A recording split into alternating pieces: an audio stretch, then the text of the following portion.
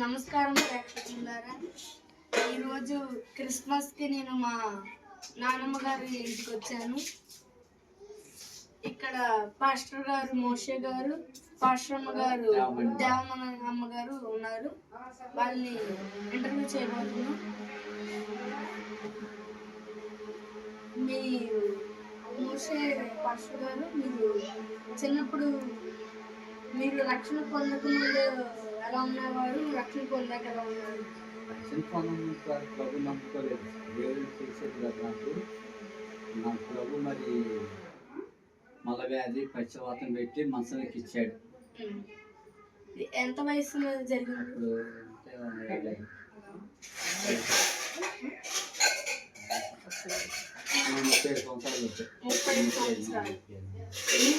మీ నాన్నగారు అప్పుడు మీరు క్రిస్టియన్ అంటే నువ్వునే వాడికి నాలుగద్ద ఇది ఆదాము ఏసత్వం అంత ప్రసాదం పెట్టుకునేవాడు మా నాన్న పేరు. మా తాత పేరు గురుకులు అని చిన్నప్పుడు ఆయన. మీరు చిన్నప్పటి నుంచి క్రిస్టియన్స్? మార్పులేదు జస్ట్ క్రిస్టియన్. అంతేగాని చర్చి కూడా ఇల్లు అంటే రక్షణ పొందలేదు. అప్పుడు మళ్ళీ అప్పుడు దేవుడు మనసును ఎక్కించాడు. మనసు ఎక్కిన తర్వాత అప్పుడు దేవుడు మమ్మల్ని ముందులో వాడాను, ఇండక్షన్ వాడాను, టాబ్లెట్ అన్ని వాడు తగ్గల. ప్రభు వచ్చాడు. ప్రభు వచ్చి ప్రార్థనకి వెళ్ళి తగ్గిపోతాడు. ప్రార్థన ప్రభు మాట్లాడినాక అప్పుడు ఎదురు చెప్పలేదు. తెల్ల వస్తాలతో ప్రభు వచ్చేసాడు. వచ్చి ప్రార్థనకి వెళ్ళి ప్రార్థన తగ్గిపోతాడు. ప్రభు నాతో మాట్లాడాడు. నువ్వు నేనట్టు మాట్లాడుకుంటాం అట్లాగా. అప్పుడు మాట్లాడి చూసేవాడు. అప్పుడు ప్రభు ప్రార్థనలోకి వెళ్ళాడు.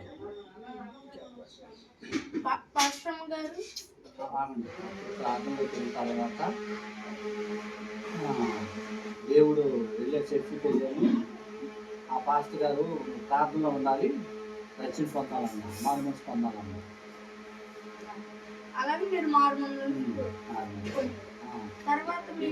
అప్పుడు మరి ప్రభు మరి ప్రార్థనకి వెళ్ళమన్నారు. మీరు ఇది మరి నువ్వు స్వస్థపరిచి దేవుడివి, నువ్వు నాతో మాట్లాడాలి అని 5 రోజులు ప్రార్థనలో ఉన్న తర్వాత అప్పుడు ప్రభు వచ్చి మరి ఈ పాపాలు క్షమించాను దేవుడు చెప్పాడు. ఈ పాపాలు క్షమించాను, దర్శనం వచ్చింది. ఆ తర్వాత రూమ్లో తీసుకెళ్ళి బెడ్లో పండుగపెట్టి ఇంజన్ చేసాడు.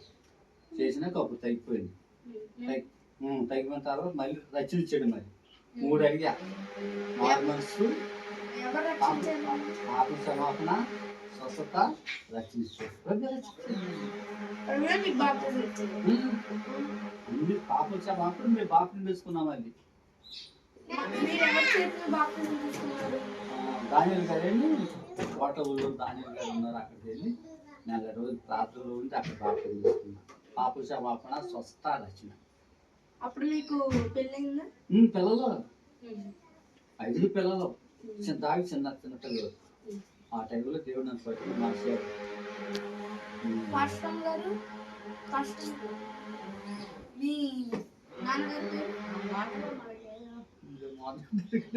మీ నాన్నగారి పేరు కొవ్వూరు జాన్. మా అమ్మగారి పేరు మార్పమ్మ. మేము మా తల్లికి 6 ఆడపిల్లలు, 3 మగపిల్లలు. మా తల్లిదండ్రులు మమ్మల్ని అలా కష్టపడి, ఆహారం ఉండేది కాదు. ఆ టైంలో చాలా కరువులు, కష్టాలు ఉండేవి. ఆ రోజుల్లో మా తల్లిదండ్రులు మార్పు లేదు. మామూలుగా అయితే క్రైస్తవులు అని పేరు అంతే, కానీ తాగుబోతు, చాలా తాగుతారు. మీరు అవతల పెట్టుకోవచ్చు.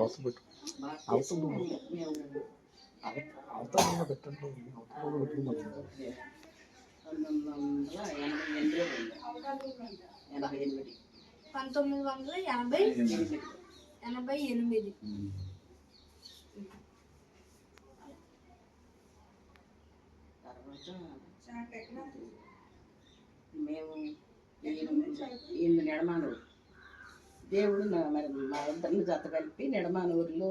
అంటే మీరు పాస్టర్ గారి కన్నా ముందే బాప్తిజం తీసుకున్నారు? అంటే ఆయన ఆయనకి మనకి 13 సంవత్సరాలు తేడా ఉంది.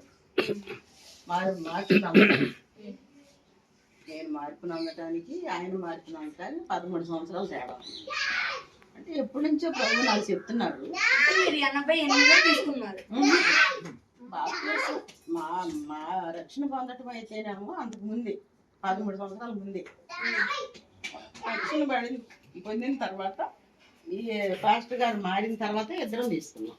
బట్ రక్షణ పొందడం మాత్రం అప్పుడు 13 సంవత్సరాల ముందు ఇద్దరు కలిసి ఎప్పుడు బాప్తిజం పొందారు? అది 88లో 88లో తీసుకున్నారు.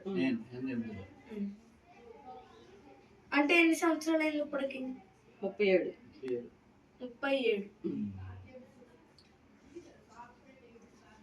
37 సంవత్సరాలు కదా. మీరు తర్వాత మీరు పాస్టర్ అవుదాం అనుకున్నారు? మేము అనుకోలే, మేము పాస్టర్గా అవుదామని మాకు అసలు జీవితంలోనే మాకు ఆ ఆలోచనలు లేవయ్యా. అయితే మేము కష్టపడుకునే వాళ్ళం, ఊడుపులకి కోతలకి పొలాలు పండించుకుంటా మట్టి తీసుకుంటా ఆ పనులు చేసుకుంటా బ్రతికేవాళ్ళం. కొంచెం అట్టాగే కష్టపడుకుని పాడి గేదెలు మేకలు అలాంటివి ఉండేవి మాకు. మరి అయ్యగారు బాగా కష్టపడేవారు, ఆయన పనులు చాలా కష్టపడేవారు అనమాట. అసలు ఒక్కరోజు కూడా నాగా ఉండేవారు కాదు. మాకేం చాలా భూమి లేదు, ఆస్తులు లేవు, ఏమి లేకపోయినా మమ్మల్ని మంచిగా బతికిచ్చేవారు అయ్యగారు.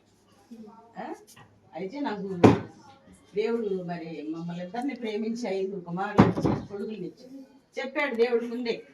మాకు పిల్లలు లేరు, పెళ్ళి అయినాక 3 సంవత్సరాలు పిల్లలు లేకపోతే దేవుడు చెప్పిన మాట ఏంటంటే 5 కుమారులను ఇస్తానమ్మా నీకు అని దేవుడు.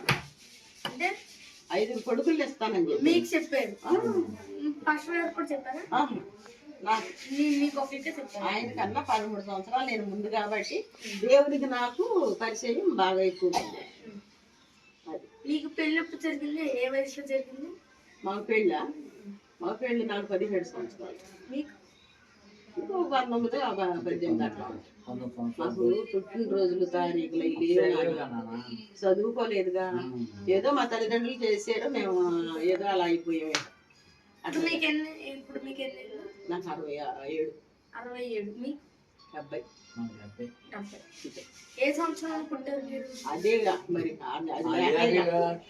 తారీఖులు లేవు, మా అమ్మవాళ్ళు చెప్పలా మాకు. ఇప్పుడు మీ తల్లిదండ్రులు నువ్వు పలానా రోజు పుట్టావయ్యి అంటేనే నీకు తెలుస్తుంది, అంతే కదా. అలా మాకు మా అమ్మవాళ్ళు చెప్పలేదు. అట్లా మరి మాకేం తెలుస్తుంది?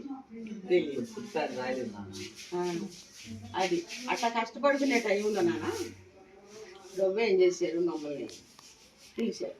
పద్దాకా కష్టపడి వచ్చి ఇంట్లో అన్ని పనులు చేసుకుని ఇల్లు చక్కబెట్టుకుని పిల్లల్ని సర్దుకుని దేవుని మందిరంలోకి వెళ్ళిపోయేవాడు. వెళ్ళి రాత్రి తెల్లవారులు ప్రార్థన చేసేదాన్ని. మోకాళ్ళ మీద నడిచేదాన్ని, నేను మోకాళ్ళ మీద నడుచుకుంటా ప్రార్థన చేసేదాన్ని. ఇప్పుడు నాకు ఒక ప్రశ్న వచ్చింది. ప్రభువుని నమ్ముకుంటే కష్టాలు రావు? వస్తాయి, కష్టాలు వస్తాయి, రావని నేను చెప్పను, వస్తాయి. ఆయన నమ్ముకున్న వాళ్ళకి శ్రమలే ఎక్కువ వస్తాయి, శ్రమలు వస్తాయి. కానీ నీ శ్రమలన్నిట్లో నుండి విడిపిస్తాడు ఆయన. భక్తిహీనుడికి శ్రమ వచ్చిందనుకో వాడు విడిపించబడటం కష్టం. నీతిమంతులు కలుగు ఆపదలు అనేకములు, వాటన్నిటిలో నుండి ఆయన వారిని విడిపిస్తాడు అని దేవుడు వాక్యం చెప్తాడు కదా. కాబట్టి శ్రమలు వస్తాయి, రావని చెప్పాను. కానీ ప్రభువా నేను ఈ శరీర బలహీనత ఈ బాధలు నేను పడలేకపోతున్నానయ్యా, మరి నన్ను క్షమించయ్యా. ఏ స్థితిలో పడిపోయాను, నేను ఏ స్థితిలో పడిపోయాను, నన్ను క్షమించి మరి నన్ను రక్షించి ప్రభు అని మళ్ళీ ప్రభువుని మనం అడిగితే ఆయన దయగల దేవుడు. వెంటనే మనల్ని దేవుడు మనల్ని ముట్టి బాగు చేసి స్వస్థపరుస్తాడు. అది మీకు రక్షణ పొందక ముందు ఎలా ఉండేది? కష్టాలు ఉన్నాయా? మాకేం కష్టాలు పొందే కష్టాలు ఉన్నాయా? నా కష్టాలంటే కరువులు, ఆహారం ఉండేది కాదు, వస్త్రాలు ఉండేవి కాదు సరిగ్గా. అంటే ప్రభువుని నమ్మకం ఉంటేమో తక్కువ కష్టాలు ఉన్నాయి, ప్రభు నమ్మక ఎక్కువ కష్టాలు ఉన్నాయి. ఎక్కువ కష్టాలంటే మాకు కష్టాలు ఏమి లేవు, ఆహారం లేకపోవడమే కష్టం మాకు. అదంతే, అదే అలా అన్నమాట. మా రెండోది ఏంటంటే మాకు 5 కుమారులను దేవుడు ఇస్తానన్నాడు. ఇచ్చిన తర్వాత ముగ్గురు పుట్టగానే ఈయన ఆపరేషన్ చేయించుకోమంటాడు, నిన్ను ఇబ్బంది పెడతాడు, నువ్వు ఆపరేషన్ చేయించుకోవద్దమ్మా అని ప్రభు నాకు చెప్పి, సరే అలాగే ఉండను, ఆపరేషన్ ఇంక చేయించుకోమని మూడో మణి పిల్లవాడు పుట్టగానే చేయించుకోమని నేను ప్రభువుని అడిగాను. ప్రభువా, నువ్వు 5 కొడుకుల్ని ఇస్తానని చెప్పావు కదా, అయినా మరి ముగ్గురికి చేయించుకోమంటున్నారని మీరే చెప్పారు, మళ్ళీ ఆయన కూడా అంటున్నారు, మరి నేనేం చేయను ప్రభువా అని అడిగాను. ప్రభు మీకు కాంటాక్ట్ లో ఉంటారు? అడిగాను. అడిగితే ప్రభు అన్నారు, ఆపరేషన్ చేయించుకోవద్దు, నువ్వు నేనే ఆపేస్తాను, నువ్వు ఆపరేషన్ చేయించుకోవద్దని ప్రభు చెప్పి. అది మీరు చెప్పారా? అప్పుడు ఏమన్నారు ఈయన? ఈయనేం మాట్లాడలేదు. ఇక అలా అయిపోయింది. 5 కొడుకులు దేవుడిచ్చా, ఆయన చెప్పిన ప్రకారంగా 5 కొడుకులు దేవుడిచ్చాడు. వాళ్ళందరికీ పేర్లు దేవుడే పెట్టాడు. నీ పెద్ద కుమారుడిని నా సేవ చేయాలని చెప్పాడు. నా పెద్ద కుమారుడు ఇప్పుడు దేవుని సేవ చేస్తున్నాడు. మరి చిన్న కుమారుడు ఉన్నాడు, ఆయన పనులు ఆయన చేసుకుంటున్నాడులే. పెద్ద కుమారుడే చెప్పాడు ఆయన గురించి, ఆయన సేవ చేయాలని చెప్పాడు. తర్వాత మేము సేవ చేయమని ప్రభు చెప్పిన తర్వాత ఈ ఊర్లో ఈ ఊరు ఆ ఊరేదో ఊరు పేరేదో మాకు తెలీదు. అసలు ఈ ఊర్లో మాకు బంధువులు ఎవరు లేరు. అసలు దేవుని పని చేయటం అంటే ఏంటి? అసలు మనకు బైబిల్ చదవటమే రాదు. మేమేళ్ళు ఏం చేయగలం అక్కడ? ఏంటి ప్రభు, మాకు వద్దు నాయన, కష్టపడుకుని మేము మరి దానిలో దశంభాగం తీసి నీకు ఇస్తా, మేము మరి సాక్షిగా బ్రతుకుతూ ఉంటాం నాయన అని ప్రభు దగ్గర నేను చెప్పాను. ప్రభుతో అన్నప్పుడు ఆ ప్రభు అన్నాడు, నీకు చదువుతో పని లేదమ్మా. నేను చదువు లేదంటున్నాను. నేను నీకు చదువుతో పని లేదు, అక్షరం ఒక రాదు నాకు ఎందుకు అయ్యా అని అంటే, నీకు చదువుతో పని లేదమ్మా, నేను మీకు ఏది ఆజ్ఞాపించానో వాటినే గైకొనమని వారికి చెప్పండి అన్నాడు. ఎగ్జాక్ట్ ఇదే చెప్పారు? అంటే రా, నువ్వు అడిగినా ఇదే చెప్తారా మీరు? ఏది అంటే సాక్ష్యం? ఎవరి దగ్గర సాక్ష్యం చెప్పాలంటే ఇదే చెప్తా. తర్వాత మళ్ళీ కొన్ని సంవత్సరాల తర్వాత మళ్ళీ మిమ్మల్ని ఇంటర్వ్యూ చేస్తాను, అప్పుడు ఎలా ఉంటుంది అలాగే. ప్రభు సేవ చేయనందుకు 7 సంవత్సరాలు బాబు చనిపోయేది. కాదు అలాగా. అయితే ఈ చదువు రాదన్న దాని గురించి ప్రభు చెప్పిన మాట ఏంటంటే, నీకు చదువుతో పని లేదమ్మా, నేనేం చెప్పానో అదే వాడికి ఆజ్ఞాపించను అన్నాను. సరే, ఇక నేనైనా సరే నేను ఒప్పుకోవట్లా. ప్రభు అన్నారు, మీరు నా మాట వినకపోతే నీ 3వ కుమారుడిని తీసేసుకుంటాను అంటే, ఇక నేను వింటానయ్యా, మరి ఆయనతో మాట్లాడండి అని నేను ప్రభు దగ్గర చెప్తున్నాను. ప్రభు ఆయనతో కూడా మాట్లాడి, నువ్వు నా సేవ చేయాలి నా కుమారుడా, భక్తిహీన మార్గంలో నువ్వు నడవద్దు, మరి యవన కాలంలో నా కాడికి పోయిన నడవడం లేదు, నువ్వు భక్తిహీన మార్గంలో నడవద్దయ్యా, నువ్వు నా సేవ చేయాలి అని ఆయనతో దేవుడు మాట్లాడు. నాతో ప్రభు ఏమని మాట్లాడారంటే, అమ్మా, ప్రియమైన పిల్లల వల్ల ఉండి మీ మార్గాలన్నీ విడిచిపెట్టి ధర్మశాస్త్రాన్ని వివరించుడి అని నాకు దేవుడు నాతో మాట్లాడాడు. ఈ 2 ధర్మశాస్త్రం అంటే బైబిల్. పాత నిబంధన, కొత్త నిబంధన మొత్తం అంతా దాన్ని 2 ఏమడసబడే ఉన్నాయి. దానిలో కల్పించటం కానీ కొట్టివేయటం కానీ ఏమీ ఉండకూడదనే చెప్పాడు. ఇయే వాదాపోదనలు చాలా మంది చేస్తున్నారు. దేవుడు ఆ శిలువలో మరణించినందుకు పాత నిబంధన కొట్టివేయబడిందని కొంతమంది ఉంటున్నారు, చెప్తున్నారు లేటమైన మాటలు. కానీ అలాంటి మాటలు చెప్పకూడదు. అలాంటి మాటలు చెప్పిన వాళ్ళు ఎక్కడికి? అంతే, 100కి 100 మంది ఇప్పుడు మోసగాళ్ళు. ఇప్పుడు ఇదండి చాలా మంది పాస్టర్లు చేస్తున్నారు ఇలాగా. ఇప్పుడు వాళ్ళు రక్షించిన ఆత్మలన్నీ నరకానికి వెళ్తాయి, స్వర్గానికి వెళ్తాయి. నీ ఆత్మవిశ్వాసం నీది, నా ఆత్మవిశ్వాసం నాది. ఆయన మంచి పాస్టర్ గారని ఆయన నమ్మి వాళ్ళు భారతదేశం పొందారు. వాళ్ళ పరలోక రాజ్యం ఆయనతో పాటు వెళ్తారని నేను అటు చెప్తాను. అటు కాదు, ఆయన దగ్గర అవిధేయత ఉంది కాబట్టి ఆయన పంపిస్తాడు నరకానికి. వాళ్ళు మంచివాళ్ళు అయితే వాళ్ళ హృదయం ఇచ్చి దేవునికి ప్రార్థన చేసుకుంటే వాళ్ళ దేవుని దగ్గరికే వాళ్ళని తీసుకెళ్తాడు దేవుడు, పరలోకం వాళ్ళకి. ఇప్పుడు కొంతమంది పాస్టర్లు ఉంటారు కదా, వాళ్ళు వాళ్ళ భక్తులకి ఏం చెప్తారంటే పక్క చర్చిలు మంచి కాదని చెప్తారు. ఎవరో కొంతమంది పాస్టర్లు ఉమ్. చెప్తారు కదా, పత్తి చర్చిలు మంచి కాదు. మా ఏలూరులో కూడా అలా చేశారు వారు చాలా మంది. అప్పుడు అది న్యాయమేనా? తీర్పు తీర్చడం నీ పని కాదు, నా పని కాదు, అది దేవుని పని. అయ్యా ఇప్పుడు మనూరు వచ్చారు, ఇప్పుడు మేము ఫస్ట్ మేము వచ్చాము ఇక్కడికి, మా ప్రభు చెప్తే వచ్చాం. నెమ్మకూరు పేరే తెలియదు మాకు. సరే మేము మా అబ్బాయికి ఇంకొక మాట, మా బాబుకి తీసుకెళ్ళి ఆయన తీసుకుంటానని చెప్పాడు కదా, 3 నెలలు టైం ఇస్తున్నాను. మీరు 3 నెలల టైంలో మీరు సిద్ధపడి నా మాట ఇంటే సరి, లేకపోతే నీ 3వ కుమారుని తీసేస్తానని చెప్పాడు. 3 నెలల టైం అయిపోతా వచ్చింది, దగ్గరికి వచ్చేసింది. ఈయన ఇంటల్లా వినకపోతే దేవుడు అన్నాడు, ఈయన అన్నాడు, కానీ ఒకడు పోతే 4 ఉన్నారు, ఒకడు పోతే పోయాళ్ళే, ఇంక 4 అంటున్నారుగా కొడుకులు, వానికి పోతే పోయాడు అని అన్నాడు. దేవుడు ఏమన్నాడు తెలుసా, ఒకడు పోతే 4 ఉన్నారు అని అనుకుంటున్నావా? వెంటనే పెద్ద పెట్టి తయారవుద్ది, నీ ఇంట్లో నీ దీపస్తంభాన్ని తీసేస్తాను, నీ కంచంలో అన్నం పెట్టేవాడు కూడా లేకుండా చేస్తానని ఈయనతోనే దేవుడు మాట్లాడిన తర్వాత ఇక టైం అయిపోవచ్చింది.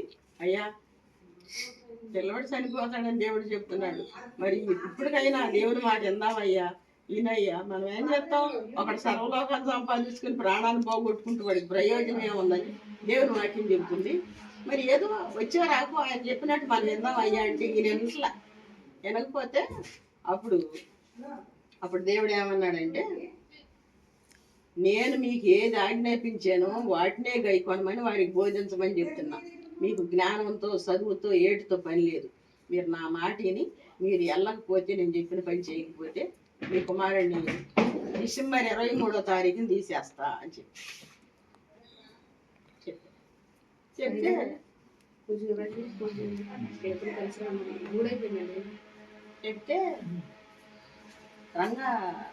వంగవేటి రంగా చనిపోయాడు. వంగవేటి రంగా గారు చనిపోయిన టైం అన్నమాట. అప్పుడు మేము ఇక్కడికి వచ్చింది. ఆయన చనిపోయారు. మా బాబేమో ఒక రోజు ముందు, ఆయన ఒక రోజు తర్వాత.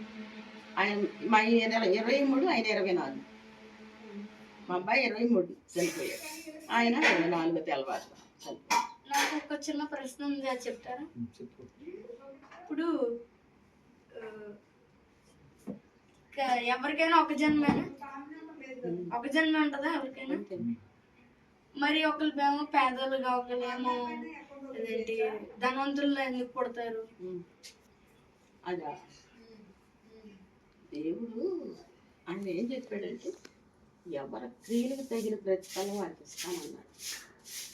అంటే ఒకళ్ళేమో అదేంటి కాళ్ళు లేకుండా పుడతారు, ఒకళ్ళేమో చేతులు లేకుండా. అందుకే మరి ఎవరి క్రియలకు తగినట్లు వారికి ప్రతిఫలం ఇస్తాను. దేవుడు సృష్టి అంటే అన్యాయం చేసినట్టే కాదు, అట్లా కాదు. క్రియలు, నీ క్రియలను బట్టి నీకు ప్రతిఫలం. అంటే నాకు ఒకవేళ ఒక జన్మే చెప్పారు మీరు, నేనేమన్నా ఇంకో జన్మలో తప్పు చేసాను, లేకపోతే ఎందుకంటే ఎన్ని జన్మలు ఉండవు నీకు. నీకు ఒకటే జన్మ, ఒకటే పుట్టక, మళ్ళీ 10 సార్లు ఏం పుట్టు. మరి ఎందుకు అలా అన్యాయం చేస్తున్నాడు దేవుడు? దేవుడు అన్యాయం చేయటం అసంభవం, సర్వశక్తుడు దుష్కార్యం చేయటం అసంభవం అని బైబుల్ గ్రంథంలోనే చెప్తుంది. కొంతమంది ఒకటే దేవుని వాక్యం ఏమన్నా, అందరినీ సమానంగా చూస్తే అందరూ బాప్తిని పొందుతారు. ప్రేమ విషయంలో అందరూ సమానమేనా? వాళ్ళ క్రియలను బట్టి అన్నాడు, వారి క్రియలను బట్టి వారికి ప్రతిఫలం ఇస్తానని దేవుడు చెప్పాడు. కాబట్టి నీ క్రియలకు ఇప్పుడు నువ్వు ఇంత చిన్న వయసులో నువ్వు అంత కష్టపడి అందరికి ప్రైవేట్లు, కోచింగ్లు ఇవన్నీ ఎంత కష్టపడుతున్నావు అంటే, నేను కొంచెం ఎదగాలి, ముందుకెళ్ళాలి, కొంచెం సంపాదించుకోవాలనే ఆశతోనే కదా. ఇప్పుడు ఎంత కష్టపడినా పుట్టుక నుంచి లేని కాలు వచ్చేసిద్దా? వస్తాయి, మరి ఆయన ఇస్తాడు. ఆయన నమ్ముకోవాలిగా నువ్వు. ఇంతవరకు ఎవరైనా ఇచ్చారు? ఎందుకు ఇవ్వాలా? ఎవరు ఇచ్చారు? నేను ఒకటి చెప్తాను. ఇక్కడ ఒక ఆమె ఉంది మన ఊర్లోనే. ఆమె ఉదయాన్ని మొహం కడుక్కునేటప్పుడు మొదలైంది రక్తం నోటెమ్మడు గెడ్ల పడిపోతుంది, ఇంత పెద్ద దార. పొద్దున 9ంటికి మొదలుకొని సాయంత్రం 4 వరకు పడతానే ఉంది. ఇప్పుడు మీరు నిజం చెప్తున్నారు అబద్ధం చెప్తున్నారు నాకు తెలియదు. నేనైనా చెప్పొచ్చు నేను నా కాళ్ళు చేసి తిరిగిపోయింది. మరి ఇక్కడ సాక్షులు ఉన్నారు నాన్న, సాక్షులు ఉన్నారా? చూపిస్తారా నీకు? ఎలాగైనా సాక్ష్యం చెప్పొచ్చు. ఎవరు చెప్తాడు? వట్టి సాక్ష్యాలు ఎవరని చెప్తారా? దొంగ సాక్ష్యం అయినా చెప్పొచ్చు. దొంగ సాక్ష్యాలు మేము చెప్తామా? దొంగ సాక్ష్యాలు ఎవరు చెప్తారు? అంటే ఎవరు మంచోళ్ళు ఎవరు చెట్లు ఎవరు తెలుసు. అలా కాదు నాన్న. ఇప్పుడు నాన్నగారు చెప్పారు, పాస్టర్ గారు 100 మందిలో ఒక్కడు కూడా తగలడు ఇలా సేవ చేసిన వాళ్ళు అని చెప్పారు. నాన్నగారు అబద్ధమే చెప్పారు అప్పుడు. ఏనా? అంతేనా? అవునా కదా చెప్పండి. అవును. అది దాన్ని పాయింట్ చేసుకో ఇక నువ్వు. అంతేగాని అబద్ధం మేము చెప్పామని నువ్వు అనుకుంటే మేమేం చేయగలం? ఇప్పుడు అన్నావు అంటే ఎవరు అబద్ధం చెప్తున్నారు ఎవరు నిజం చెప్తున్నారు ఎవరు తెలిసింది చెప్పండి. దేవుడు తెలుసు. ఇప్పుడు 5 కుమారులు ఇస్తానని చెప్పి ఇచ్చాడు, అది సాక్ష్యమే కదా. అది అందరికి వచ్చి చెప్పచ్చు కదా. ఇప్పుడు అందరికి ఎందుకు చెప్తాడయ్యా? నీ దగ్గర ఎంత పెద్ద గోడ ఉంది, ఈ గోడ ఉంది, గోడ అవతల నానమ్మ ఉంది, ఈ గోడ అవతల మనం ఉన్నాం. నానమ్మ నీకు కనపడుతుందా? అది కాదు నేను చెప్పేది. ఇప్పుడు పాస్టర్ గారికి అలా ఒక రోగం వచ్చింది, దాని వల్ల ఏసీ వచ్చి చెప్పాడు. అలా మరి నాకు కూడా ఒకసారి బాగా ఫీవర్ వచ్చింది, అయినా చాలా ఫీవర్ వచ్చింది. మరి నాకెందుకు కనపడలేదు, పాస్టర్ గారికి ఎందుకు కనపడలేదు? అడిగావా? అడుగు నువ్వు, మేము అడిగితే నీకు ఇవ్వబడి అడిగా ఎప్పుడు అడిగావు? అడుగు నువ్వు. అడిగా ఇప్పుడు అడిగితే వస్తుంది. ఏమంటావంటే మరి మేము వెళ్ళాను అయ్యా నువ్వు అడగటం అంటాం. అప్పుడు నేను అడిగితే వస్తానా? అడిగితే ఎప్పుడు కూడా వస్తాను. ప్రతి దానికి వస్తాం. సమయం ఉండదు దానికి. ఒక నిబంధన ఉన్నది, ఒక పద్ధతితో మాట్లాడాలి, ప్రార్థించుకోవాలి, అప్పుడు దేవుడు మాట్లాడతాడు. ఏది అడిగితే ఇస్తాడు. ఇవన్నీ చెప్తుంటే కొంచెం నీకు అర్థంలో సరే అంటే అది సాక్ష్యం అంటే కొంచెం మరి దేవుడు అందరికి ఇవ్వచ్చు కదా. అందరికి ఎందుకు ఇస్తాడన్నా? ఇదిగో ఆయన ఏం చెప్పాడండి, నేను యూట్యూబ్ లో ఒక సాక్ష్యం చూసాను. ఆవిడ పేరు సంథింగ్ చెప్పకూడదు అంటే వీడియో తీస్తున్నారు కాబట్టి. ఏంటంటే ఆవిడ చాలా విగ్రహారాధన చేసేది అని చెప్పింది. ఆవిడకి ఫీవర్ వచ్చిందంట. ఆ దేవుణ్ణి కోరుకోలేదు, హాస్పిటల్లో ఉంది ఆవిడ, చనిపోయే స్థితిలో ఉంది ఆవిడ. ఉంటే అతను ఏమి అనుకోకుండా దేవుడే నన్ను కాపాడిందంట. ఏ దేవుడిని అనుకోలేదు, వాళ్ళ దేవుడిని అనుకుంది. దేవుడే నన్ను కాపాడంటే ఏసీ వచ్చాడు, ఏసయ్య వచ్చాడు. మరి ఎందుకు అన్యాయం చెప్పండి? ఒకరికి కనపడ్డా ఇంకొకరికి కనపడకపోవడం, అందరికి కనపడకపోతే అందరు నమ్ముతారు కదా. ఇప్పుడు అందరూ ఇప్పుడు నేను కూడా దేవుడే నన్ను కాపాడు అన్నాను అనుకోండి, ఇప్పుడు వచ్చి వస్తాడా?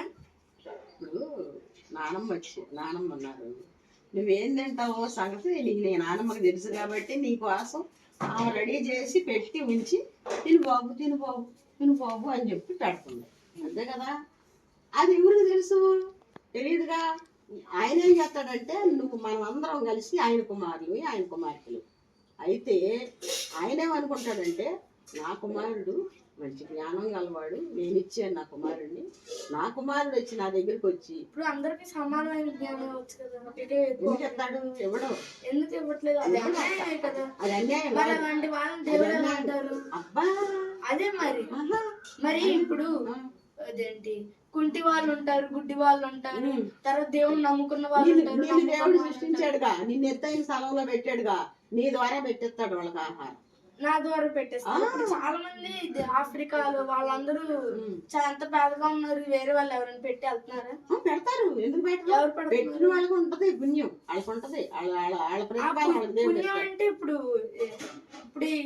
అక్కడ మరి పరలోకంలో ఇంకా పెద్ద స్థాయి దొరికింది. నేను చెప్తా నీ నాన్నమ్మ కష్టపడి నీ డాడీ గారిని చదివించి ఉద్యోగస్తులు చేసి అంత గొప్పవారిని చేసి అక్కడ నిలబెట్టేస్తే కానీ అప్పుడు నువ్వు పుట్టావు. అది ఎవరు